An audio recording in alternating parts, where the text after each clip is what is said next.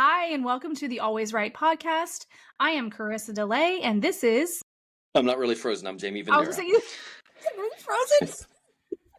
I do that to my students. They're like, are you Jamie all right? Vendera, frozen in time. I'll be like, I can't hear you. Oh my gosh, you're hilarious. That's funny. That's why you love me. Yes, this topic right now, we're gonna talk about fiction. We're going to talk about the making up stories and getting those like crazy things out of our heads that we think about, like, oh, that'd be a good story. Where anything that you can make up is a story, essentially. Good. Can I start? Yes, you may. Number one, the last episode on nonfiction, my brain was wanting to talk because you were like, make sure with every chapter you like you're tight on it, you don't overgo. And I was thinking about the story from the last episode before, where you're like, you read the author and he had a 30-page chapter, and it was a Halloween in one paragraph and Thanksgiving the next. Mm-hmm. And I was like, yeah, you have to make sure that you don't have a 30-page chapter 1, an 8-page chapter 2, and a 6-page chapter 7, or whatever it is. Yeah, that was the thing with that particular book, was the entire 30 pages was so many things happening from paragraph to paragraph, except for the sex scene. Yeah. The love scene, the sex scene, the buildup, the passion, the things that were happening literally were just way more descriptive than the rest of the book. Like, I didn't really feel like the characters were built to the point that I knew them, and then all of a sudden they're having sex. Well, maybe she was writing a nonfiction part in the book and she just didn't, and she just threw it in there. Or it was like, honestly, I'm really into this character development. Well, honestly, I mean, I haven't read anything else of hers because I have a hard time reading when I'm writing. So for me, it's because I don't want to filter in stuff for me. But I know you're different. But like, I just haven't been able to read. But at the same time, and I'm going to say this, I was kind of turned off by her writing because her writing buildup wasn't kind of my thing. Like, I wasn't getting into it. And I met her at an author thing, and she wasn't very nice. Mm. So I tried to be friendly with her. I bought her books. I shouted out on social media. Like, I tried to build that rapport. And then when I met her, she's like, oh yeah, I'm going to read your book. Girl, she never read my book. Yeah. And I had been at several author events with her, and I was just like, okay, I'm not going to do that. I had that happen back in the day on Kindle. You were often doing like author exchange for reviews, and I remember this author, it was his first or second book, and it was about dragons. I was like, oh, I could get into that. And he actually reached out to me and he's like, we'll do a review. I'll read your book and da-da-da. So I read his book. And this is a situation where you say, don't let your sister or your friend read your book because they'll be like, yeah, that's great. I literally did that. This book was so incongruent. It was like, it's September. The next chapter. Oh, it's 13 weeks ago. Oh, wait a minute. It's 2027. It was all over the place. And I'm reading this and I'm like, wait a minute. This isn't a fiction book. This guy believes right now, and I'm not negating this, but he's believing over in like Siberia, there's dragons, and he's seen them. But it was reading like a fiction book, but it was so messy. But I try to be nice, and I gave him a 5-star review. And then Rich had edited this book, and I had been with Rich for several books, and it was tight. Can't remember which book it was, but I knew it was good. People were like, wow, this is some of the best writing he did. He gave it a 3. He's like, well, it's hard to believe, and it was too long drawn out in chapter 2, and I didn't believe in the character, and blah, blah, blah. And I thought, okay, this guy is full of himself. And, me being petty at the time, this was for 12 years ago, I went back and changed this to a 3. Oh my gosh. But, yes, you have to be on point when you're telling a story. It's like watching a movie. For like I said before, I love getting on Netflix and binge watching a TV series or watching a movie series. To get inspired, yeah. Yeah, and I do. Like if I'm writing a fantasy book or a horror book like Flight 666, I'll go watch the craziest, grossest horror films out there as I'm writing, because Flight 66 is pretty... I should have put that book out, because then you'd be like, I got to check it out. But then that inspires me, and I don't do it. I'm not plagiarizing. I never do that, but I need that creative juices flowing. It's like, all right, I'm excited now. Mm-hmm. What's my take on it? And then for me, it's like telling a story. Writing fiction is like sitting around the campfire. Jamie, tell us a story about aliens. all right, let me tell you about Phoenix Earth, and I start going. But I have a wild imagination, so Yeah, yeah. So that's so my problem. I have a wild imagination, but I have something in my brain that's like tries to like keep it real. Like it's weird. Like I try to push past the borders of reality, but sometimes my brain likes to say like, yes, we're going to push you past the borders of reality, but like we're going to make it realistic. I'm like, no, I dig that though. And you know how mhm, I come to terms with that. If that's the case, and if I'm doing it like on Earth, like for Kill Factor, literally, well, I called a friend of mine who was a ballistics expert, and he's into guns. He knows everything. I'm like, hey, I want my James Bond type character to be able to get a gun on the plane without being detected. And he's like, okay, we could do a polyfiber, and if you break it down and instead like this, he went through like an hour on the phone with me. I'm taking notes, and I write this whole scene just like that. And he read it. you're on a That's watch list now, right? Yes, I am. I am. So I'm not going to give it away, like the real truth on how we did it, because we did it. No, I'm teasing. But and then like when we're flying somewhere, like we're over in Europe, I'm like I get on Google Earth. Like if I land in Helsinki or something, I'm like, let me pull something up and see and type in some things and see the streets and if they're north, Mhm, south. If I go to this building, what streets I'd have to go down to, mhm, and that's what helps me make it realistic in that aspect. And I know mhm. you're talking more like you're trying to reel it in, so you're like, could this really happen? Well, I did that. So with this new book, so my first two fiction, which I have out, Crystal Gate and Fort Rivers, a lot of things take place in like different locations where there's a like a magnetic triangle, like the vortexes. And so I do the same thing. Like I go online, see what those places look like if images are available.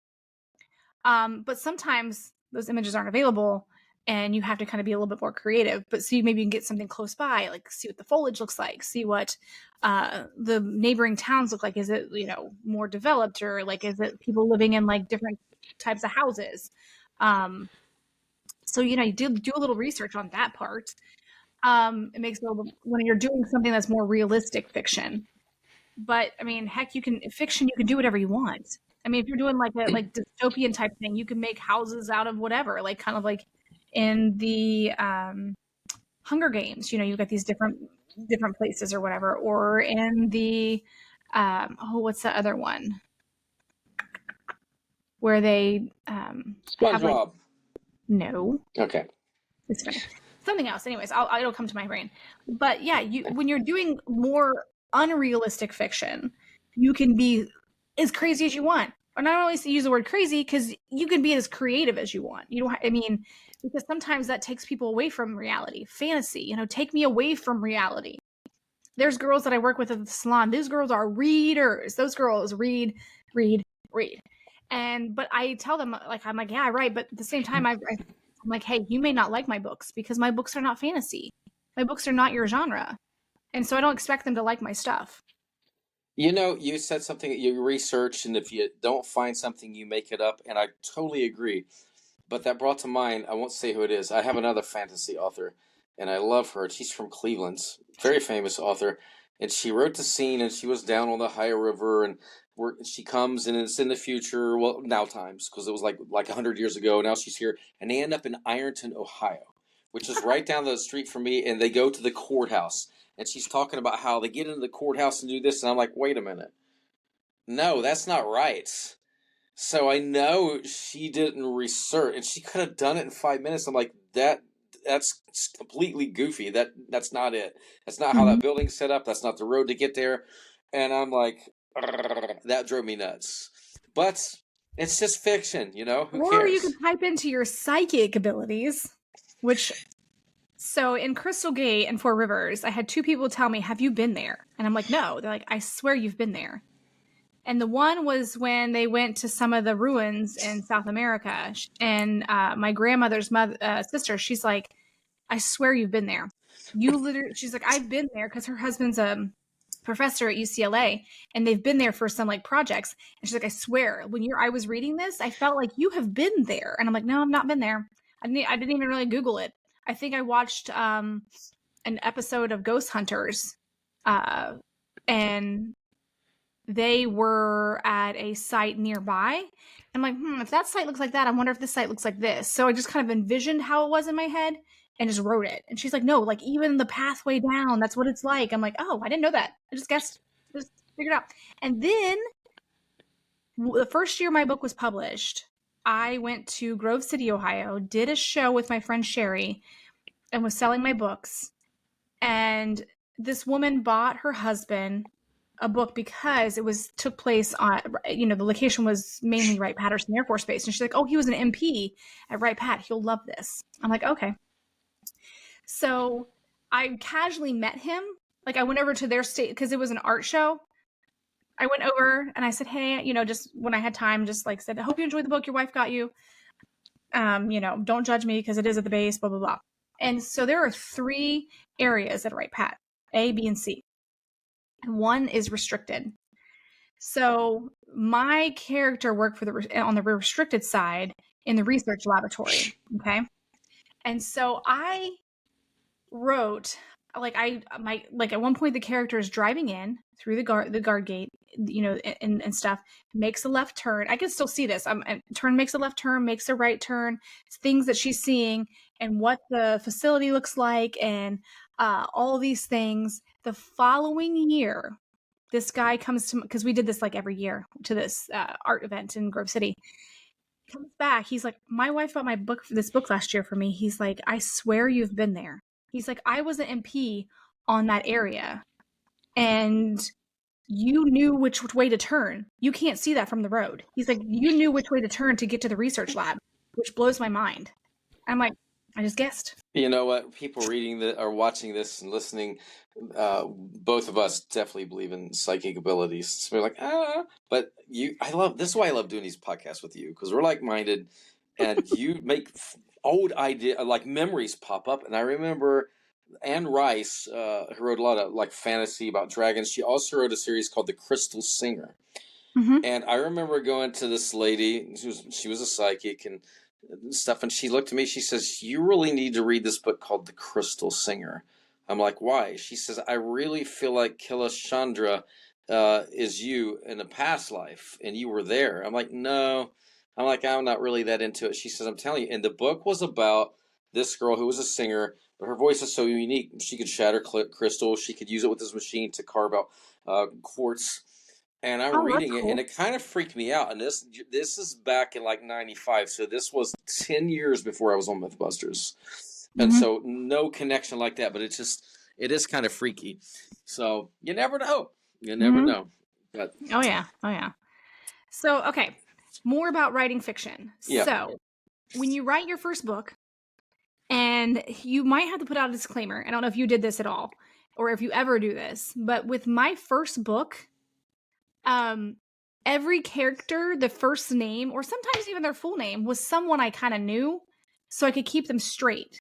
Like, okay, the mother, her name starts with an M, my mom's name starts with an M, and some of her characteristics were very similar, how I described that person, so I could keep it all straight at first, because I was new to writing. I knew nothing about writing a novel, knew nothing about writing fiction. So for me, I was like, I got to keep these characters straight, and I was terrible at like figuring out how to organize it, which I'm better at now. But it's very normal for a fiction writer to use people they know as visual references when they have a character. As a reader, don't get offended. It's like, oh my gosh, my best friend totally put me in there. Yeah. And she killed me. What the heck? I try to. I don't do that much. I did it in the Tales of Spitfire because that whole series is for my grandson. So he's like the main character, and he turns into this dragon prince. But I don't do that. I didn't name pen names after people. Like eventually, in the beginning, like the Crisis Artifact, I had Gordon Massey, and that was for Gordon MacPhail and Billy Massey, two of my friends I play music with. Billy Massey is the guy who taught me about how I could get a gun on a plane if it was made of plastic. Shh, hope nobody's listening. So, yes. Oh my gosh, it's all fantasy. It's just spy adventure. It's fiction. Yes. So when you're editing fiction versus like yourself, make sure that your story is developing. We've talked about this previously. Make sure that your story is growing versus don't tell everything. show things, be more expressive. Don't tell me that the room is it. They walked into the room and it's white. Give me something else. Let me know when you walk in the room. Is it cold? They make me feel cold when I walk in the room. You know, these are pointers that's like sometimes if you just tell me or instead of showing me, it's like I feel like I'm not a part of it. I'm almost reading a commentary, you know? Yeah, that's what Rich always told me. Quit telling. Don't walk into a room and say, I walked into this white room. There was nothing in there. It was huge. As opposed to saying, Huge. yes, it was huge. And you walked in and I was nearly blinded and I felt the temperature dropped and, I felt alone all of a sudden. You even like, instead of telling me that the temperature dropped, describe how my skin felt. Exactly. So I know that the temperature's dropping. Because that's showing, that's not telling. Yes, my goosebumps. I walked in and something changed. The goosebumps. Yeah, my skin raised as and the touch of it became like ice. Like, oh, the room must be really cold. Or it's like use words, it's sterile or whatever. Or like, like you can start talking about some of the things in the room to make the room feel more warm, like more furniture, more rugs, like noticing different things. When you walk in, what are you seeing that's going to make this room warm? When you walk into a space and you're like, oh, I just feel welcome. Why do you feel welcome? So when you think about when you're describing the room, let the reader feel welcome, like whenever I'm doing this one, I'm talking about a scene in a police station. The idea from the scene is the main detective needs to get something from the dispatcher at the front desk, but she's busy, So the whole point of this is he's going up there. She's busy, not able to kind of focus on him. She's just handing him stuff, and something's going to get missed along the way that you don't realize, like, oh, it's because the room is busy, but you got to describe that the room is busy. There's lines, there's people talking. You don't just be like, oh, there's people talking, can't hear. No, have the person talking. Have the person having create a tertiary story of a conversation.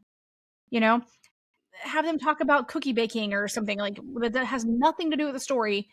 Just throw it in there and be like, this really doesn't have anything to do with the story, but it's making the reader realize there's so much going on here that the detective is trying to get the other person's attention, but they can't because things are being talked about behindhand, Correct. And also character development. You said something a minute ago, like don't throw everything out the door at the beginning. If you meet some friends and you're stuck together, like there was that show on MTV where they all had to move into a house together, like the Surreal Life. And the first day, that was like, it's ancient. I'm old, so it's ancient. So I was like, hi, I'm Jamie. And then by week 7, I'm like, just get out of my face. So your character starts to come out. So you're on your best attitude when you first meet somebody. I kind of do that in a book too. I mean, there may be little quirks. Like I had one in Age of the Sigil. Age of the Sigil. Get too excited.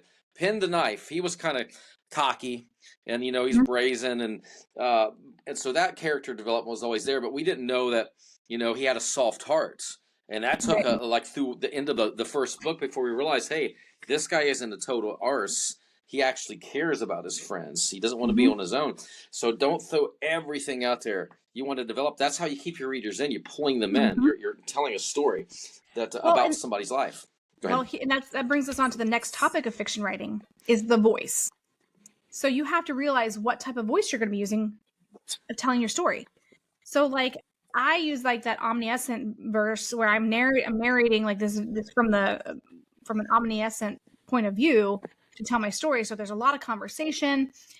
You have to, and you're talking, you can't tell them what the person's feeling. You have to show it. Very hard to show what the person's feeling unless you were doing first person and the person who's talking could tell you what they're feeling. Yep. You know what I mean? So one of the examples, like Twilight for the most part is written from Bella Swan's perspective, except for in certain parts of the book, once you get on and you change to Joseph's point, or not, oh my gosh, I'm going to get hate mail for saying Joseph and not Jacob, but I was always Edward, so whatever. He's my Edward. Yes. All right. I'm sorry. Jacob's point of view, when she was unable, when Bella was not able to be speaking because she was like going through her having her vampire baby. So essentially it switched. but the author did a great job of switching that. So find your voice and stick to it. Some people have a skill that they can do multiple voices. That is something in itself, when you can write from a first person perspective and then switch it to omniscient. You can switch around, but that's very hard to do. And that's fine, but still keep continuity. I would hate to see somebody do a book series and the first one's this style and the next book's this style. That kind of throws me off. So I'm kind of like you. I'm a conversationalist. I do a lot of that dialogue going back and forth because honestly, writing the books, I think of movies and TV shows. So I'm like, how can I prep this if it would become a TV show? Why don't I already have the lines written that they have to say? And then of course in between, if I'm showing a scene, then that's what I'll use that for. But I stay in conversation pretty much. Well, yeah, and that's something that like in my newest book that I'm doing is, for the most part, it's omniscient. Like I'm sharing like the outward looking in on the storyline type thing, but there are parts where the character you're hearing what's in their head. I always put those in italics. I do too. Yep. I always put those in italics so you know that they're thinking this, like they're whispering this in their head, like what's going on. But when you're doing that and you're thinking, you got to put that out there as like, don't write it like you're describing, because at that point the person in their head isn't describing, they already see it. So you don't want to have them whispering like, oh, the chair is very tall and black and blah blah blah blah. You want, they already know the chair is black. Be like, oh my gosh, no one's sitting in the chair. Like you would be talking to yourself. You got to, now the person's talking to themselves in their head. They don't need to. So like if they're being scared, they're going to talk shorter in their head. If they're trying to, if it's a person that's trying to figure a situation out, they're going to talk themselves through it. So you think, how is this person going to be talking in their head? How would I talk this out in my head if I'm in this emotion? If I'm scared, I'm going to be short. Oh my gosh, what is that noise? Like you're going to have like shorter little tidbits versus Absolutely. So that you're showing. And yeah. I don't like to tell. I'll do in prologue. I'll do a lot of prologues and epilogues where I do in italics, and those I do tell because I'm just setting the stage. So sometimes I'll come in the middle of an apocalyptic scene, and you may be like, "What? Where did this come from?" So I'll like give a little bit of backstory in the beginning or into the book if I'm going to a second book in the series. This is. I'm glad you said that because I'm actually going to add prologue. And epilogue, because there is epilogue is important when you're doing a series, but whether or not to write a prologue, like that is a good topic because I have stopped writing a prologue because the majority of people that I talk to do not read it. Yeah. And the prologue has a vital part of the story. And if someone's not reading, like, oh, I didn't even know that. Well, you didn't read the prologue. I didn't know it's supposed to. It's not chapter. I've made my prologue now chapter 1. Well, mine's pretty much. I see where you're coming from, and I can see people skipping that. I don't know. I guess I'm just hooked on that, especially in sci-fi fantasy. I put that a lot. But prologues need love too. Yes, exactly. Don't skip those. Prologue lives matter. So some tips. We've talked about this before. The character sheet that you keep. I know people play Dungeons and Dragons, so they develop these characters and they have everything about them, what equipment they have, what their all of their characteristics. You got to do the same for your characters as you're developing these, so that this girl wears pink all the time, and this other girl, she'd never be caught dead in it. She wears black, and she's always got a knife stuck in her hair, to pin back her hair or something. These little things matter because you will forget, especially if you're writing a series, as you go on. So keep an extensive list. Well, and so I just pulled up the notes here, and for Canvas, my character personas, I have. So, for example, one of the reporters, her name is Megan. She's assertive but compassionate, but she sees detailed. So I have to, when I go in, I'm writing something that she's in the chapter, I'm gonna refer back. Like she's going to be like a strong-willed person, but deep down she's compassionate and caring, but she notices everything. She's like, okay, I noticed that this is here. But you don't have to be like, she sees details. It's like, she's like, well, did you not see that this happened? You can utilize different ways of showing that they see details, or like, I just wanted to bring this to your attention or whatever. Or I have like detective, the detective who's the main detective, he's got a brass tone, firm. He's old school, but he also has a faint limp in his right leg. You know what I mean? Oh, that's so bizarre. Yeah, I have a character that has a little bit of a limp. He likes to drink whiskey, because I was going to say he's wispy or raspy. Mm-hmm. And he has this, but he always says, them bastages. Instead of Baxter, he's like, them Right. So you've bastages. got to keep notes that don't forget that that's what they're saying. Exactly. And then if you have a character that you haven't revealed who they are yet, put mysterious character. So literally have it's called a mysterious texter. There's someone who keeps texting people, like, and you don't know who it is. You assume it's one person, but you don't know that yet because they're sending out these random text messages. And so give notes on that person. How do they text? What's their voice? What voice are they using? Are they speaking cryptically? Are they speaking whatever? Yeah, keep that list so you don't forget and they all don't sound like you. Because sometimes when you're writing, all your characters start to sound like you. So you're basically like all your personalities are in here, but they all sound like you. So you want to have a distinct separation of characters. And every once in a while, don't forget to remind the readers what your character looks like. Be like, oh, Because they will forget. Right. So in Crystal Gate, one of the chapters, my character was standing in the kitchen listening to different things and just caught the reflection of her hair, and she hadn't washed the blonde, and it's like kind of have whatever, like it had a tinge of yellow where she hadn't washed her blonde hair in several days, type thing. Just reminding them, oh yeah, she's a blonde. You don't have to be like she is a blonde. No, she hasn't. She had like her blonde became like the brassiness began to show as she had not washed it in several days, type thing. No, I love that. You keep reaffirming that. I like characters of many attitudes, many races. Like Order of Five, I have 5 teens. One's a young white boy who he can't move his legs; he's in a wheelchair. Mm-hmm. And I have one girl's Asian. This one girl, she's almost goth. And then Kayshawn Kimball, he's African American, very thin. And here's the thing that I do too. Kayshawn Kimball, for me, I seen the updated Karate Kid with Will Smith, Jaden Smith. Mm-hmm. I loved his look. I loved the dreads he had in his hair. And literally, I kind of based that character off of him. Of course, he was older. He was like 16 in my thing. So when I'm writing a story, I have to see them in my mind because I'm watching that movie in my mind. So I have to keep on point for that.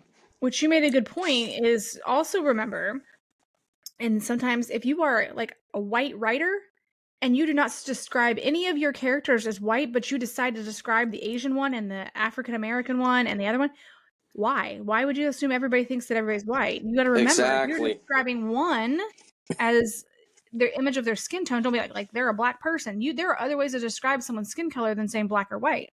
Exactly. But if you're doing it for one race, you do it for all the races in your stuff. Make sure everybody knows that the one person their skin is a little bit paler, or maybe they have a little yellow tone, or maybe they're like they have the chocolate ebony, or whatever. Like that's the same thing. Like even in the Order of Five, Vicky Stone, who like the goth girl, she is so light complected that she could probably burn in 10 seconds in the sun. And I talk about like her milky skin, or like I got a sunburn or this, and then and I actually have, because I relate to movies. I have a character in there because I was Team Jacob that looks Native American. Sorry, yeah, I liked them both. But I like them both. Hey, well, you know what? Now we can. This is another Jamie versus Carissa thing we can do. So yeah. So speaking of teams, yeah. You said an episode or two ago, and I know you don't believe this because you write in multiple genres now that you're doing Canvas, but you had said, I forget how you worded it, like, I don't know if you said I don't think you said stay in your lane or write in one genre, but you said something like maybe it's hard to cross and do different genres. And I can see, we could probably do a full episode on that because... Yeah, because you like Stephen King, and when he's written something that's not horror, he's used a pen name. We used a bunch of pen names because I was writing in sci-fi, space novellas, horror, mafia, and then I went and my partner's like, nobody's going to believe you're doing all this, and that's not how it's supposed to be. Of course, this was 10 years ago. It's like, if you're a horror writer, don't be writing romance. Mm-hmm. Says who? Says who? Right? But Yeah, with I that agree. I said, agree. yeah, but with that said, if you're really good at fantasy, but you like kind of like romance, and you test the waters, and you just or you're not showing me, and it's people are like, man, she's not really as good in this book, or he's not as good in this book, then focus on your strengths. You Mm-hmm. know what's going to help Well, you you need grow. to focus on your strengths while you're developing your weaknesses.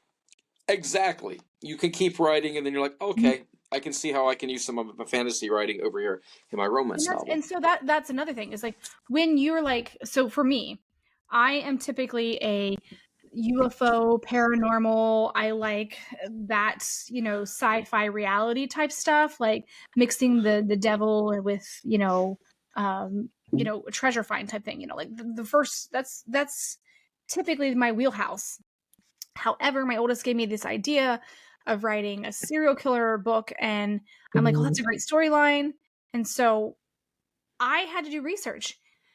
But the thing is, though, I feel like this is going to be a better part of my writing because of learning how I wrote the other one. I have learned how to organize this one, but I've also done a little bit more research on what true crimes. Like I loved listening to like the True Crime Garage or whatever, the crime garage that's based in Ohio. Their podcast, I started listening. That's how I kind of listened to podcasts, Morbid, listening to different types of podcasts that talk about those types of things so I can get a feel for crimes and what people see. And when I say see, when there's a podcast, you're getting opinions based on what they're talking about. So if it's a true crime podcast, they're sharing like this is what's always happening with true crime, this is always what's happening with serial killers. So watching serial killer things, like what are serial killers known for? So I kind of had to dive into that, like go down that rabbit hole.